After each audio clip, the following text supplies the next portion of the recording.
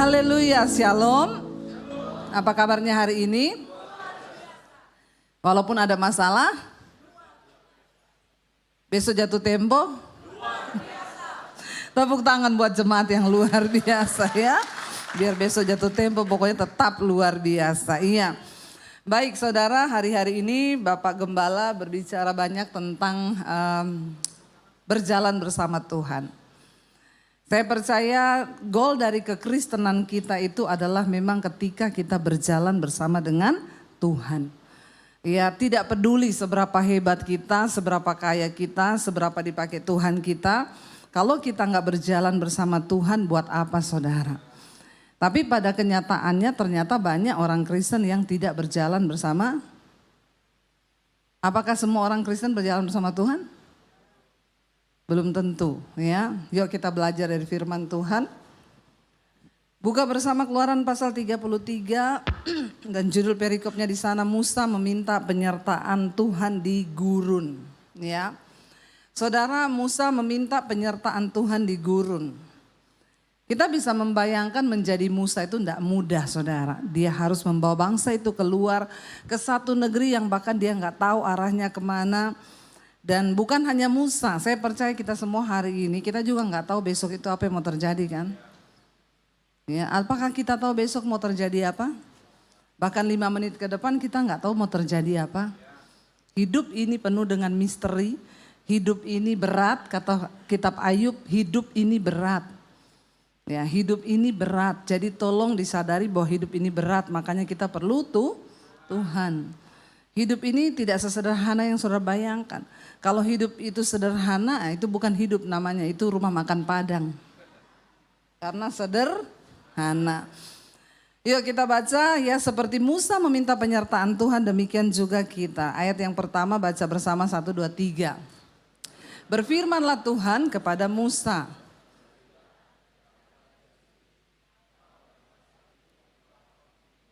Dari tanah Mesir ke negeri yang telah kujanjikan dengan sumpah kepada Abraham, Ishak dan Yakub, demikian. Kepada keturunanmu lah akan kuberikan negeri itu. Ayat 2, aku akan mengutus seorang malaikat berjalan di depanmu dan akan menghalau orang Kanaan, orang Amori, orang Het, orang Feris, orang Hewi, dan orang Yebus. Ayat 3,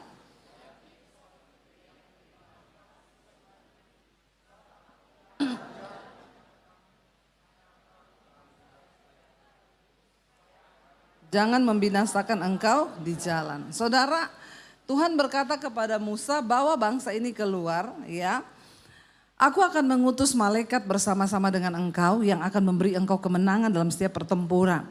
Karena di depan itu ada orang Amori, orang Hewi, orang apa tadi?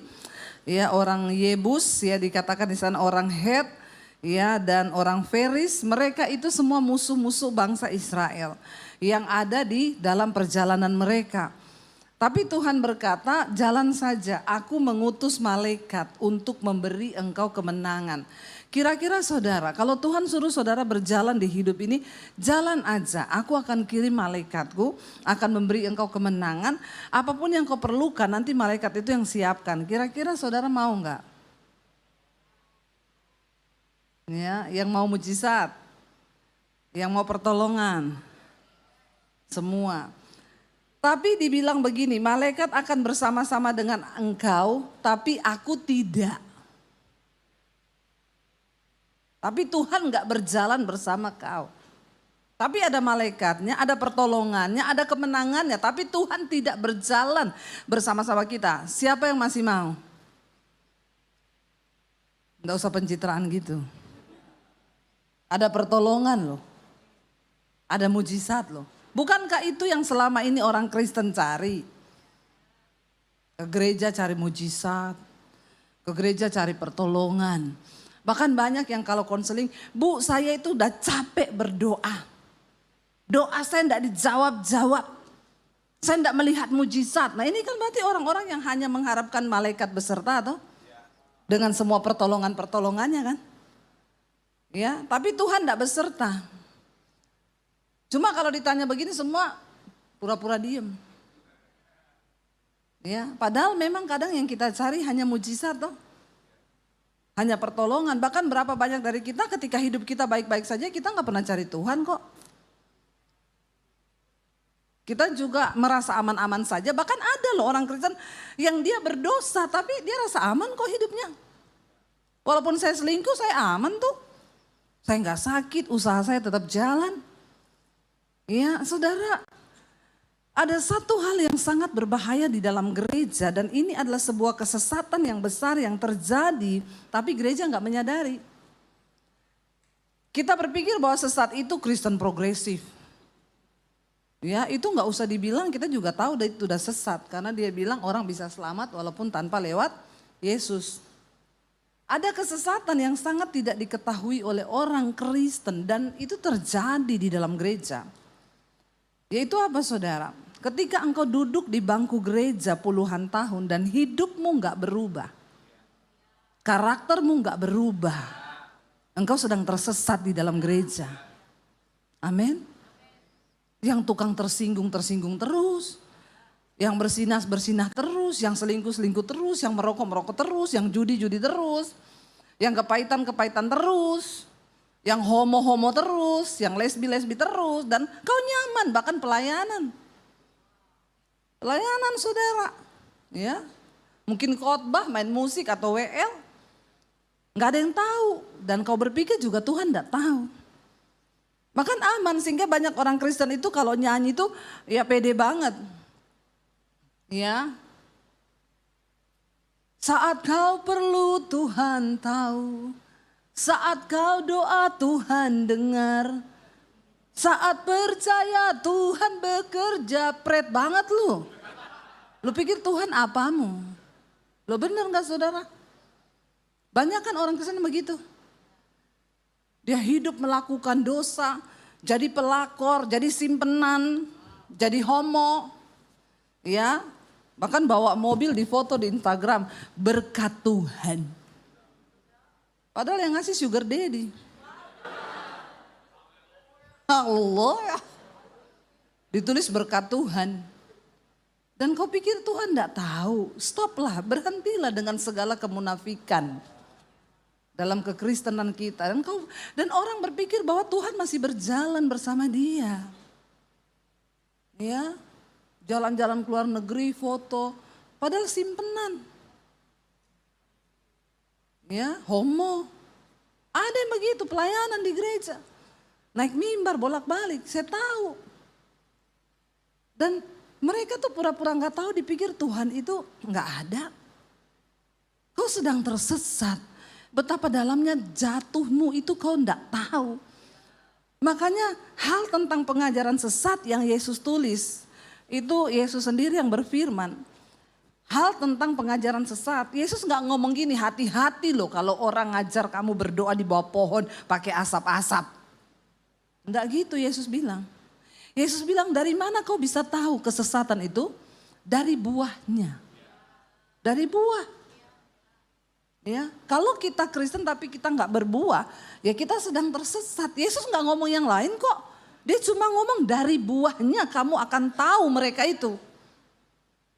Jadi please saudara, mari kita mengenal kekristenan yang benar berjalan bersama Tuhan itu seperti apa. Dan kenapa Tuhan nggak mau berjalan dengan bangsa Israel? Dia bilang karena kamu itu bangsa yang tegak, tengkuk, keras tengkuk, kepala batu, nggak mau bertobat. Tuhan gak mau berjalan dengan orang-orang yang gak mau bertobat. Ya, mari kita berhenti bersandiwara dengan hidup ini. Ya, gak usah jadi pemain sinetron semua. Kebanyakan nonton drama Korea. Ayo kita duduk di kursi gereja, dengar firman, pulang berubah. Ada perubahan hidup yang kau alami. Ya, sehingga ya Tuhan tuh tahu kok dengan siapa dia mau berjalan dan dengan siapa dia tidak mau berjalan. Ya. Cuma ya itu yang rugi siapa saudara? Ayat ini berkata Tuhan bilang jalan aja. Kenapa dia tetap memberikan malaikat untuk mendampingi bangsa Israel? Karena dia tidak bisa ingkari janjinya. Dia bilang aku sudah bersumpah kepada Abraham, Ishak dan Yakub bahwa keturunannya akan menduduki satu negeri yang berlimpah susu dan madu. Dia nggak bisa tarik janji itu. Walaupun bangsa Israel berdosa, aku sudah berjanji dan kemenangan itu memang harus aku lakukan karena itu janjiku. Makanya ngeri kan kalau kita ini orang Kristen hidup kelihatannya aman-aman tapi dalam dosa, jangan kau pikir kau disertai Tuhan. Hidupmu baik, pekerjaanmu baik, semua baik, padahal kau hidup dalam dosa. Ngeri loh, kenapa itu bisa terjadi? Ya mungkin saja engkau masih malaikat menyertai tapi Tuhan udah muak melihat hidupmu. Hanya karena itu janji yang sudah terlanjur dia beri. Jadi jangan pernah mengukur penyertaan Tuhan itu dari berkat materi. Dari kekayaan. Sebab ya bukan berarti orang yang kaya itu disertai Tuhan. Banyak orang kaya yang tidak disertai Tuhan. Ya, saya cerita. Saya diajak makan orang kaya. Saya dibayari makanan itu bayarnya mahal jutaan. Saya makan enak sama suami. Dia nggak bisa makan enak. Telepon marah-marah terus. Baru mau makan, teleponnya bunyi. Saya kan sudah bilang, kamu atur dulu. Maaf ya Bu Pendeta, kamu atur. Kamu balik baru mau duduk makan. Berdiri lagi. Saya ini lagi makan. Maaf ya Bu Pendeta. Sampai selesai makan dia nggak bisa makan tenang. Saya bilang begini, dalam hati ada suara yang ngomong, benar kan Alkitab berkata, orang fasik disuruh bekerja mengumpulkan kekayaan untuk dinikmati oleh orang benar. Iya toh? Iya toh? Lo benar gak saudara? Kasihan kan? Kasihan loh. Jadi jangan kau mengukur kekayaan itu sebagai tanda penyertaan Tuhan. Tidak semua orang kaya itu disertai Tuhan. Ya, hanya orang-orang yang benar-benar menghormati Tuhan. Beberapa banyak kita lihat orang rumahnya mewah. Ya saya di Surabaya lewat di satu rumah mewah. Saya bilang sama sopirnya waktu dia antar saya pelayanan dari pindah ke satu tempat. Ih Pak itu rumah gila ya. Itu orang gimana ya orang yang tinggal di situ tuh pasti bahagia banget ya. Sopirnya ngomong itu dulu Bu istrinya mau percobaan bunuh diri. Karena suaminya selingkuh. Makanya yang muda-muda ini ya jatuh cinta itu buka mata lebar-lebar. Jangan kau bilang cinta itu buta. Cinta itu melek. Kalau sudah nikah baru buta. Udah gak bisa menyesal kalau sudah menikah ya. Tapi susah anak-anak sekarang itu. Kalau konseling Bu pacar saya ini masih pacaran udah kasar mukulin saya maki-maki saya bilang putus aja. Tapi dia kaya ya Bu. Kaya. Karena prinsipnya mending nangis di atas Mercy daripada nangis di atas beca. Kalau saya mending naik motor tapi happy. Ya toh? Pasti ada yang ngomong lagi mending naik Mercy Bu tapi happy. Itu maumu itu. Ya lo bener buka mata lebar-lebar biar naik Mercy kalau nangis ngapain. Ya itu loh orang-orang kaya tuh stres loh. Yang kita butuhkan di hidup ini ketenangan. Bedanya ketika engkau berjalan disertai Tuhan. Engkau akan hadapi masalah memang. Orang di dalam Alkitab yang berjalan bersama Tuhan itu semua hadapi masalah gak ada yang tidak. Salah juga kalau saudara bilang, Bu saya ini sudah ikut Tuhan, sudah pelayanan, saya ini sudah begini. Tapi kok hidup saya banyak masalah Bu. Saya bilang, puji Tuhan berarti kau masih hidup. Kalau masih banyak masalah berarti masih. Karena kalau kau sudah tidak ada masalah, kau sudah di kuburan. Masalah itu tanda bahwa kita ini masih hidup. Kita ikut Tuhan bukan supaya hidup ini tidak ada masalah. Karena dunia ini memang tempatnya. Kenapa kita ikut Tuhan? Supaya waktu ada masalah kita punya kekuatan sebab Tuhan menjadi kekuatan bagi kita. Amin. Itu yang benar. Kenapa dunia ini tempatnya masalah? Waktu setan dibuang, manusia belum diciptakan nih, setan memberontak. Dia itu dibuang dari sorga, dibuang ke bumi. Diciptakan manusia. Ditaruh di Taman Eden, manusia memberontak, dibuang kemana? Jadi setan sama manusia ini hidup satu nusa kambangan. Dunia ini nusa kambangan, tempat Nah kita ini satu nusa kambangan sama setan. Bagaimana hidup ini tidak banyak masalah. Dan setan sudah lebih dulu kos di sini. Baru kita datang. Ya, jadi bagaimana mungkin? Ya nggak bisa. Makanya Tuhan bilang waktu engkau menerima Yesus kau ada di dunia tapi kau berbeda dari dunia. Orang dunia stres. Kita enggak, kita tetap bersuka. Walaupun tidak ada uang. Yakin? Bener? Biasa aja keles. Ngajak berantem ya. Ya, bener, iya bener itu. Saya bisa ngomong ini bukan berteori saya ini karena saya mengalami. Saya mengalami hidup. Saya ini pernah hidup tidak pernah hidup di satu posisi yang saya nggak punya uang 1 sen pun. Waktu saya diusir dari keluarga saya jadi Kristen. Saya pernah tidak punya uang 1 sen pun, tidak ada satu orang pun yang bisa saya jadikan tempat sandaran di hidup saya. Cuma Tuhan. Waktu saya mengalami masalah, merasa ditinggalkan seorang diri, saya bersyukur, saya pernah merasakan bagaimana hidup tanpa Yesus dan bagaimana hidup di dalam Yesus. Saudara harus bersyukur jadi orang Kristen loh. Saudara punya Tuhan ada fotonya. Benar. Kalau kau mau berdoa, kau tutup mata bayangkan wajah Tuhan. Wajah Yesus muncul. Kau damai sejahtera, kau tinggal nyanyi pujian. Ya, kau tinggal nyanyi ku terhubung denganmu. Bayangkan wajah Tuhan, nangis kita. Nah saya dulu pernah rasa waktu belum percaya Yesus. Saya mau membayangkan wajah Tuhan saya. Kadang yang muncul bayangan hitam gede lari saya. Karena kan manusia itu pengen cari. Manusia itu butuh image loh. Bener enggak? Iya bersyukur saudara ini jadi orang Kristen. Bener bersyukur bener. Bener saya bilang ini bener. Karena kalau manusia kan suka gambaran. Membutuhkan image itu Tuhan. Lah bayangkan kalau kau tidak punya gambaran tentang Tuhan tuh gimana coba?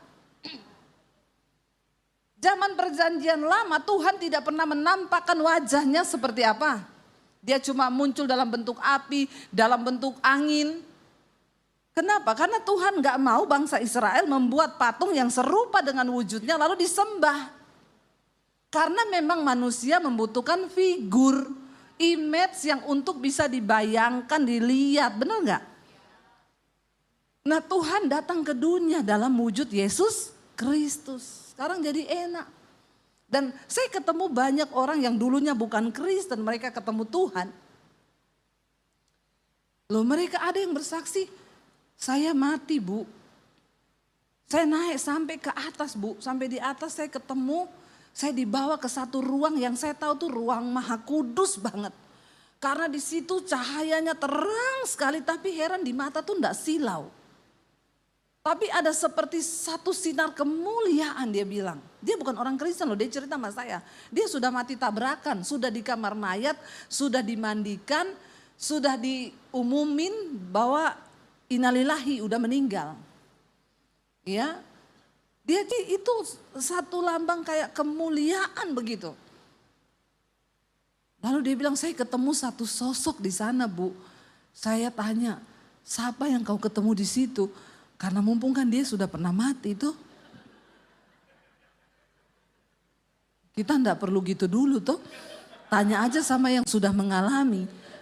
Karena benar dia sudah diumumin di Facebook loh. Teman sekolah saya sudah umumin dia meninggal. Semua sudah umumin dia kecelakaan tabrakan tunggal gitu. Kecelakaan.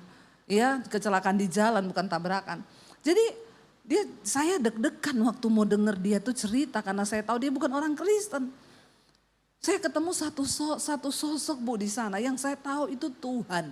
Karena saya dibawa ke satu tempat yang itu ya kalau bisa digambarkan itu tempat kemuliaan, tempat Tuhan bertahta. Dan saya ketemu satu sosok di sana, saya bilang, siapa yang kau ketemu itu? Ya, saya takut saudara, saya takut. Dia bilang, ternyata Bu, Sumbokong habis sudah. Sudah pindah agama saya, enggak percaya. Karena ini orang sudah mati loh. Dia mati, terus dia bilang Sumbokong habis sudah. Ya enggak jadi saya percaya Yesus. Karena dia enggak punya kepentingan, dia bukan agama Kristen. Ya tiba-tiba dia bilang Sumbokong, hati-hati ayah dia suluman. Nah itu kan, itu kan. Ya dan saya tegang tanya siapa yang kamu lihat? Bayangkan Bu, dia berkuasa, dia bilang kamu belum saatnya ada di sini, kamu harus kembali. Saya tanya siapa yang kamu lihat itu, ngomong cepet. Ya saya sambil menunggu saudara, tiba-tiba dia bilang, tuh loh Bu, Tuhannya orang Kristen. Yesus Kristus Tuhan. Saya bilang, kenapa kamu tahu itu Tuhannya orang Kristen? Kayak yang di foto-foto itu. Bersyukurlah kau orang Kristen, karena kau punya Tuhan ada di foto-foto. Untung dulu Tuhan Yesus suka di foto. Ya, abis perjamuan murid-murid mau berdiri, Tuhan bilang, duduk dulu, kita foto bareng. Ada fotonya di meja perjamuan kan? Tuhan suruh duduk dulu. Ya, makanya sekarang pendeta juga suka difoto. Tapi memang benar ya, semua itu bukan kebetulan. Saya tuh mendengar orang-orang yang bertemu Tuhan, mereka cerita kayak yang difoto itu loh. Tuhan Yesus saudara. Ayo kita berjalan bersama Tuhan tuh bukan berarti hidup kita tanpa masalah. Ya, tapi Tuhan sering kali gak bisa berjalan bersama kita karena kita nih keras kepala, ndak mau bertobat. Sudah tahu baca firman, tapi nggak mau melakukan firman. Udah gitu bolak-balik konseling terus. Bu, saya mau konseling, saya lagi seminar. Bu, tolong Bu, sudah penat banget, tunggu sebentar nanti kalau saya sudah lowong saya hubungi. Baru 5 menit, kira-kira jam berapa Bu? Tunggu, ini masih ada sesi kedua. Bu, penting. Saya pikir nih udah mau mati bunuh diri nih orang ini. Saya juga dosa kalau dia mati nih. Udah Bu sekarang telepon. Bu saya sudah tidak kuat menghadapi suami saya Bu. Kenapa suami ibu? Ya begitu orangnya kasar, suka selingkuh, pelit hidup lagi. Persoalannya itu cuma itu terus saudara. Orang Kristen itu kayak gitu, kalau enggak Bu saya mau bunuh diri Bu. Bu sekarang Bu tolong kalau ibu enggak angkat saya mau bunuh diri. Kadang saya balas pastikan tempatnya yang paling tinggi. Supaya kalau jatuh langsung mati ya, enggak bikin malu. Karena sakitnya enggak seberapa malunya itu loh. Ya ngancam lagi mau bunuh diri saudara. Tapi buktinya saya enggak pernah dengar ada orang bunuh diri. Yang gitu-gitu nanti kalau saya telepon, iya gimana Bu? Nanti telepon, Bu saya udah gak kuat Bu, kenapa? Pinjol, nah ini. Perkaranya orang Kristen tuh cuma di situ-situ terus. Muternya di situ, belum pernah saya tuh terima telepon. Ibu tolong saya Bu mau dibunuh, kenapa? Saya jadi Kristen Bu, saya mau dibunuh karena nama Yesus. Belum pernah ada. Di akhir zaman ini. Adanya yang itu tok pinjol. Ya udah gitu pinter lagi. Saya ini Bu besok harus bayar 6 juta. Tadi malam saya berdoa. Tuhan kasih penglihatan mukanya Ibu Debbie. Ini yang begini ini. Terus Tuhan bilang pinjam uang ke Bu Debbie. Pinjam uang ke Bu Debbie. Saya bilang oh makanya tadi malam saya juga berdoa dapat penglihatan.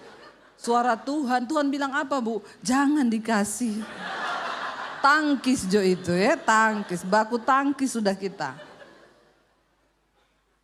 Terus ya itu akhirnya jadi ngawur. Saudara, Alkitab bilang cukupkan dirimu dengan apa yang ada padamu. Kenapa kita terjebak dalam hutang, dalam pinjol? Ya karena kau itu gak mencukupkan diri, kebanyakan gaya. Kemarin saya tahu orang-orang yang nonton Bruno Mars. Ada loh. Beli tiket Bruno Mars itu Dia kasbon utangnya gaji yang bulan depan. Di kasbon gaji bulan depan untuk beli tiket Bruno Mars. Udah gaji UMR, dia ambil bulan depan punya buat beli tiket konser. Saudara tahu bulan depan dia kan gak bisa hidup lagi. Kenapa orang bisa terlilit utang? Kebanyakan gaya.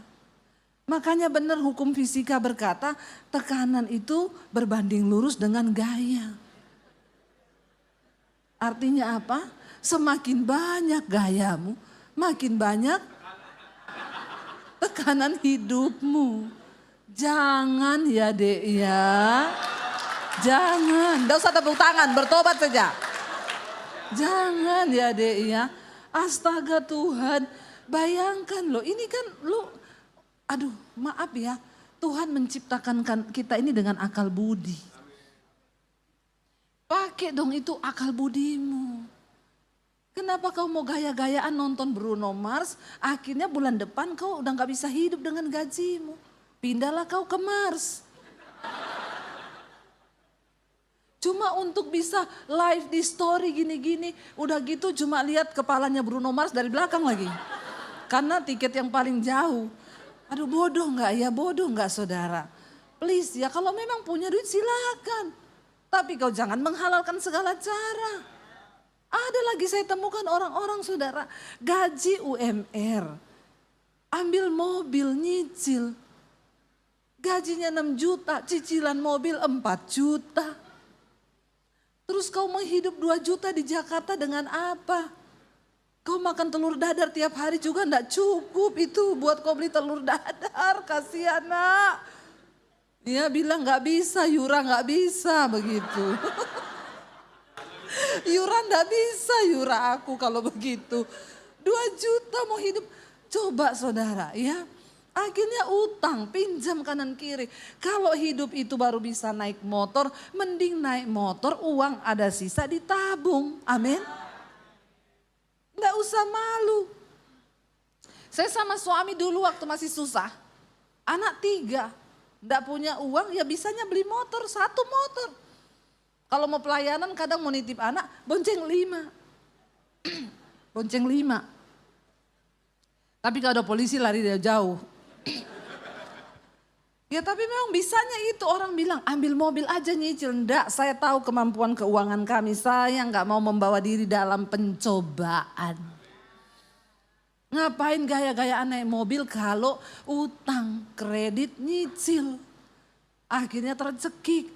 Pinjam uang kanan kiri, hidupmu ndak jadi berkat.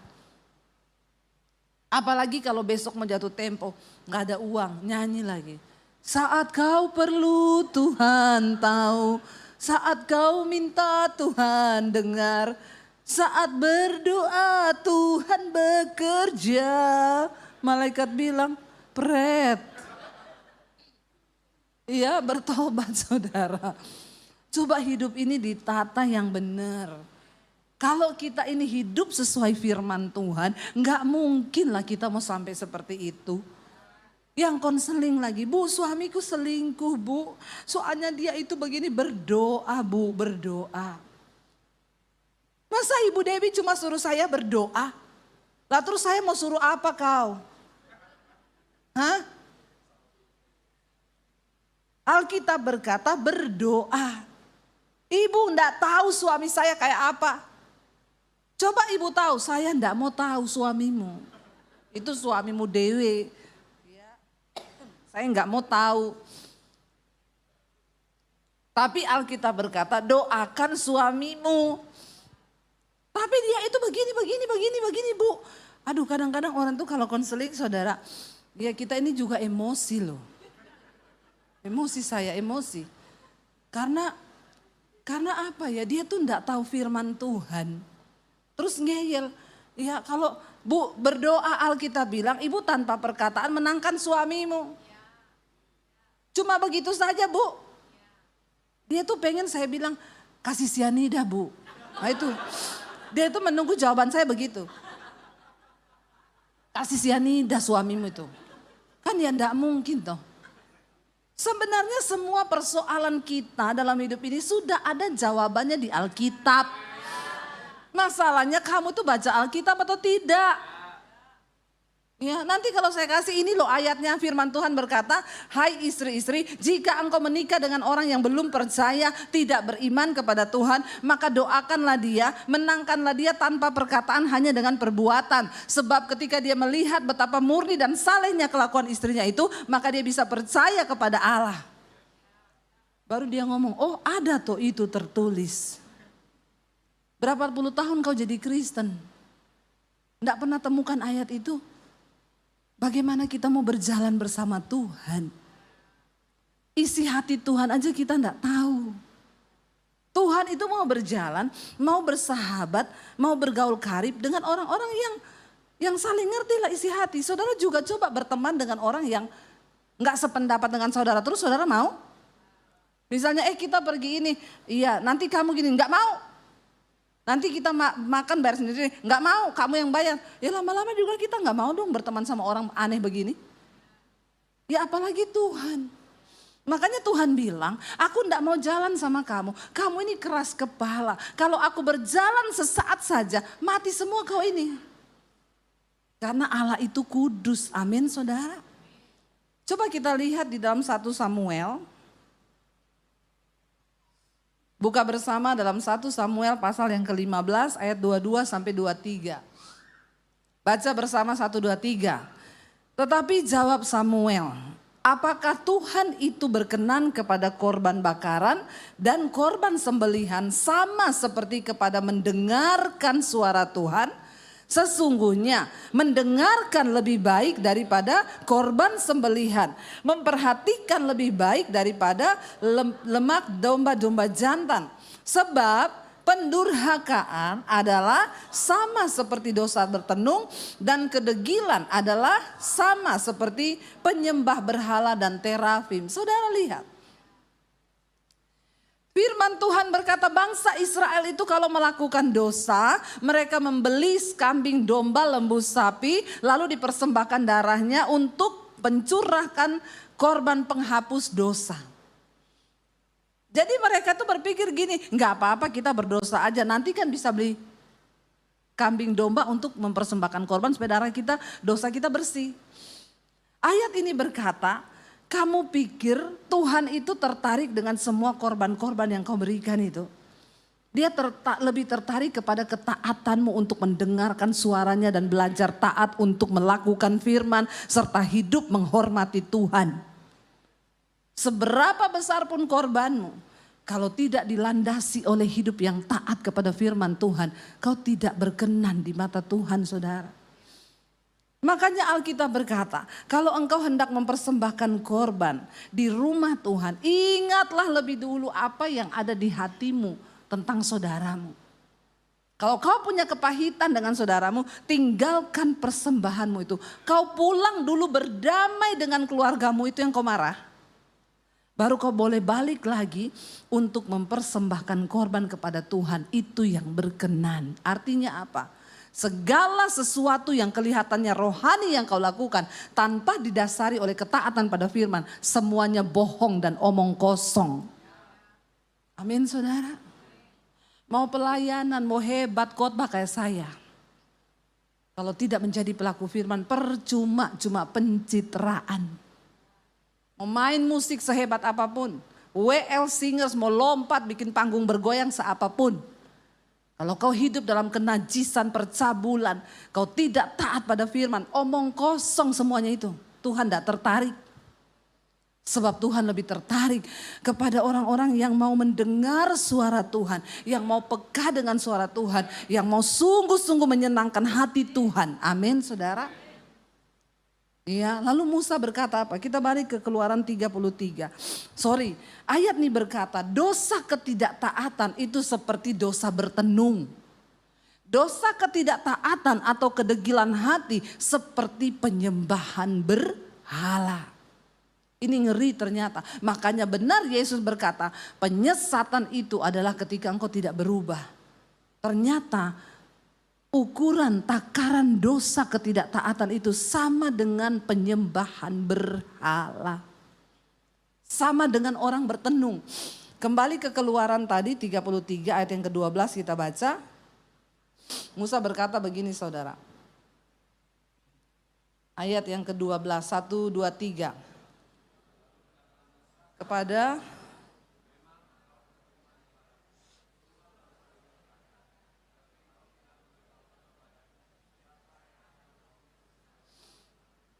namun demikian engkau berfirman, aku mengenal namamu dan juga engkau mendapat kasih karunia di hadapanku. Maka sekarang jika aku kiranya mendapat kasih karunia di hadapanmu, beritahukanlah kiranya jalanmu kepadaku sehingga aku mengenal engkau, supaya aku tetap mendapat kasih karunia di hadapanmu. Ingatlah bahwa bangsa ini umatmu 14 hendak membimbing engkau dan memberikan ketenteraman kepadamu. Berkatalah Musa kepadanya, jika engkau sendiri tidak membimbing kami, janganlah suruh kami berangkat dari sini. Dari manakah gerangan akan ku ketahui bahwa aku telah mendapat kasih karunia di hadapanmu, yakni engkau dengan umat aku dan umatmu. Bukankah karena engkau berjalan bersama-sama dengan kami, sehingga kami, aku dan umatmu ini dibedakan dari segala bangsa yang ada di muka bumi. Apa untungnya kita berjalan bersama Tuhan? Kita ini hidupnya dibedakan daripada semua orang yang ada di bumi ini. Kita mungkin akan menghadapi masalah, tapi orang yang berjalan bersama Tuhan ada damai sejahtera di hatinya. Ada ketenangan, ada sukacita. Sekalipun ada masalah, kenapa akhirnya Tuhan memutuskan aku sendiri yang akan menuntun dan akan mengiring engkau? Kenapa saudara? Karena ayat yang keempat tadi di sana dikatakan, ketika bangsa Israel mendengar Tuhan tidak mau berjalan, ayat 4 tadi berkata, Keluaran 33 ayat 4 dikatakan di sana, ketika bangsa itu mendengar ancaman yang mengerikan ini bahwa Tuhan tidak akan berjalan, berkabunglah mereka dan seorang pun tidak ada yang memakai perhiasan. Pertobatan itu yang menarik hati Tuhan. Waktu mereka mendengar Tuhan tidak akan berjalan, mereka merendahkan diri, berkabung, memakai pakaian kabung, mencopot semua perhiasan yang adalah lambang kesombongan, keangkuhan, keakuan. Dan Tuhan berkata, ketika melihat bangsa itu berkabung, Tuhan bilang, aku sendiri yang akan menuntun engkau dan aku sendiri yang akan memberikan ketenteraman kepadamu. Saudara, kita ada di hari-hari yang terakhir, di masa-masa yang sukar. Mari biar hidup kita ini semakin sepadan dengan Tuhan. Anak-anak muda dengar, engkau tidak bisa mengandalkan kekuatanmu. Perkembangan zaman sekarang terus berubah. Terus berubah. Yang namanya sekarang teknologi itu luar biasa dengan adanya AI. Beberapa negara di luar negeri sudah gerejanya yang khotbah itu robot AI. Lalu ada beberapa yang tanya sama saya, Bu, menurut Ibu apa pendapat Ibu dengan gereja sekarang yang khotbah itu AI? Saya bilang ya Tuhan bisa pakai apa aja. Setidaknya AI enggak homo. Setidaknya AI enggak selingkuh. Setidaknya AI enggak pencuri. Sekarang kan banyak orang habis khotbah homo, habis khotbah selingkuh. Enggak ketahuan, AI setidaknya lebih kudus daripada manusia. Karena Alkitab bilang Tuhan bisa pakai apa aja kok. Tuhan bisa pakai batu. Soal urapan dari Tuhan bukan dari AI. Ya, orang dengar apa aja kalau ada urapan Tuhan di situ karena hatinya yang dia buka, Tuhan bisa bekerja kok. Semua Tuhan lihat hati kita kok. Ya, anak-anak muda bayangkan suami saya tuh loh suruh AI buatkan saya lagu rohani. Pertama keluar liriknya, di dalam gelap engkau menjadi terang bagiku, engkau menerangi langkah-langkahku. Suami saya bilang bikinin musik, keluar musiknya, plus ada suara yang nyanyi. Luar biasa loh, udah gak butuh orang bikin aransemen, maaf ya pemain musik. AI lebih pintar loh dari kita. Lo bener, saudara mau bikin kerangka khotbah, tulis aja, bikinin saya khotbah tentang kekudusan. Enggak sampai 1 menit keluar ayatnya, keluar semua. Pinter, bener. Makanya anak-anak muda Ya, ke depan ini semakin banyak tenaga kerja manusia yang akan diganti oleh robot. Ya, tapi orang yang hidup mengandalkan Tuhan, engkau punya senilai yang berarti di hidupmu. Yang itu tidak dimiliki oleh orang lain. Hanya orang-orang yang tinggal dalam perkenanan Tuhan yang akan melihat perbedaan itu. Daniel, Sadrak, Mesak, dan Abednego diculik dari Yerusalem, dibawa ke Babel. Mereka ini anak-anak muda yang raja bilang pilih orang-orang muda yang pintar, yang berhikmat, bawa ke Babel. Dan mereka ternyata anak-anak muda yang takut akan Tuhan. Ketika dibawa ke Babel, raja bilang kasih mereka makan makanan raja, minum anggur raja wine. Ya, tapi mereka berketatapan hati untuk tidak menajiskan diri dengan makanan raja, dengan minuman raja. Mereka adalah orang-orang yang sungguh-sungguh bisa menempatkan diri mereka tidak terkontaminasi oleh keadaan. Lalu penjaga istana bilang, nanti kalau kalian tidak makan, kalian jadi kurus, jadi bodoh, nanti aku yang kena marah sama raja. Dia bilang, enggak, nanti kau buktikan saja. Kami makan dengan makanan yang bagi kami itu halal, bagi Allah kami. Kami tidak mau menajiskan diri dengan anggur, dengan wine, minumannya raja. Kau akan buktikan setelah dicoba beberapa hari, dites kepintaran. Mereka 10 kali lipat pinternya daripada orang-orang yang lain. Kenapa saudara? Karena mereka hidup takut akan Tuhan. Bahkan ketika mereka dilempar di dapur api, tidak terbakar sebab ada Tuhan yang menyertai. Dunia boleh berubah sehebat apapun.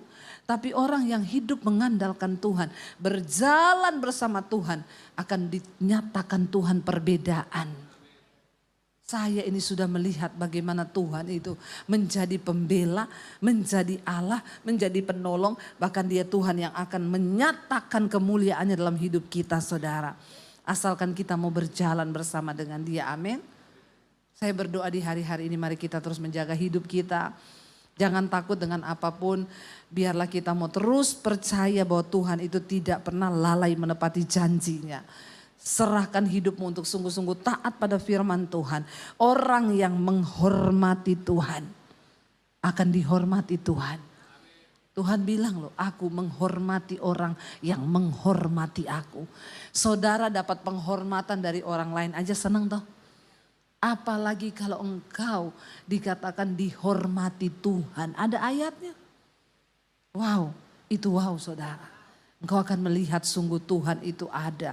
Waktu engkau hidup sungguh-sungguh dalam kekudusan. Berjalan dalam penyertaan Tuhan. Itu luar biasa. Bangkit berdiri bersama, kita naikkan pujian. Bilang kau tidak beserta kami Tuhan. Sungguh kami tidak mau berjalan. Tutup matamu dalam hadirat Tuhan saudara. Dia Tuhan yang selalu ingin menopang engkau. Dia Tuhan yang selalu ingin pegang tangan kita. Dia mau berjalan bersama-sama dengan kita. Seberapa gelap pun jalanmu hari ini. Ingat waktu engkau dipegang oleh Tuhan. Maka engkau aman dalam perlindungannya.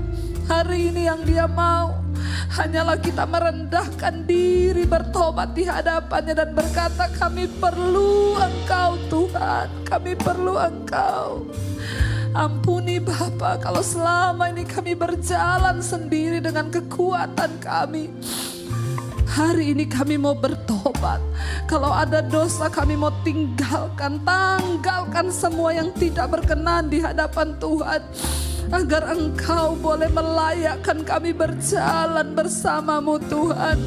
Buang segala hati yang keras. Buang segala hal-hal dalam hidup kami. Dosa kedegilan Tuhan. Ketidaktaatan kami Bapa. Ampuni kami Tuhan. Kami mau belajar hidup dalam kekudusan Tuhan. Kami mau belajar menghormati Tuhan dalam hidup kami. Waktu kami hormati Tuhan, maka kami percaya janji-Mu, kemuliaan-Mu menyertai hidup kami Bapa. Hamba berdoa Tuhan buat setiap anak-anak-Mu hari ini yang hatinya terbuka. Beri kemampuan Tuhan untuk mereka melangkah masuk di dalam firman Tuhan. melakukan firman itu, menghormati Tuhan dan mengalami kemuliaan Tuhan dalam hidup kami. Sekali lagi angkat tanganmu saudara, biar pujian ini menjadi doa kita. Bila engkau